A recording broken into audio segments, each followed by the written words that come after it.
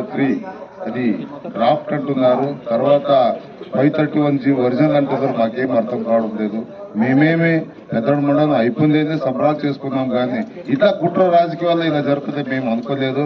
ఈ కుట్ర రాజకీయాలు వీళ్ళు చేస్తారంటే మేము కూడా ఒక ఏకదాటిగా నిలబడి ఏ పార్టీ రాజకీయ నాయకుడు హరివాణంలో ప్రవేశలేదని బోర్డు కూడా పెట్టినాం సార్. దయచేసి దానికి విరుద్ధంగా చేస్తున్నాను, దయచేసి చేయొద్దండి చెప్పి మేము ఒకవేళ మండలం ఎవరిస్తారో వాళ్ళకి ఏకదాటిగా వన్ సైడ్ గా 10,000 ఓట్లు వాళ్ళకే కూడా మేము చెప్పడం జరిగింది సార్. ఇది ఎవరితో సాధ్యం కాదు సార్. ఆంధ్రప్రదేశ్ రాష్ట్రంలో ఇటువంటి నిర్ణయాలు ఎవరు తీసుకోలేదు సార్. మేము అన్ని పార్టీలు కలిపి ఒకే నిర్ణయంకి వచ్చాం సార్. ఎవరన్నా మండలం ఇస్తే వాళ్ళకే ఏకదాటిగా నిలబడి బూతులు అందరూ ఒకే పార్టీకి నిలబడి ఒకే పార్టీకి ఓటు వేస్తామని కూడా చెప్తాం సార్. ఇంతకన్నా మేము ఏం చెప్పాలి సార్? మా దగ్గర ఉండేది ఓటు సార్, ఇంకా ఏం లేదు సార్. వేరే రకంగా దయచేసి దయ ఉంచి మా పెద్ద మండలం కొనసాగిస్తే మా పిల్ల తల్లి అందరూ సార్ ఈ రోజు మండలం అనేది తెలియదు సార్.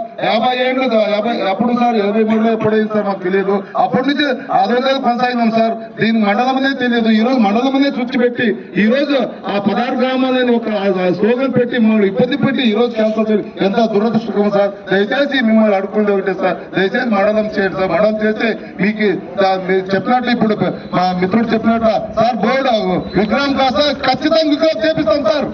ఇది ఖచ్చితంగా సార్. మా ప్రజలందరూ సార్ ఏకదాటిగా నిలబడేమో విగ్రహం పెట్టేసి తింటాం సార్. దయచేసి దీన్ని కొనసాగించాలి, దయచేసి మీకు మొక్కుతున్నాం సార్.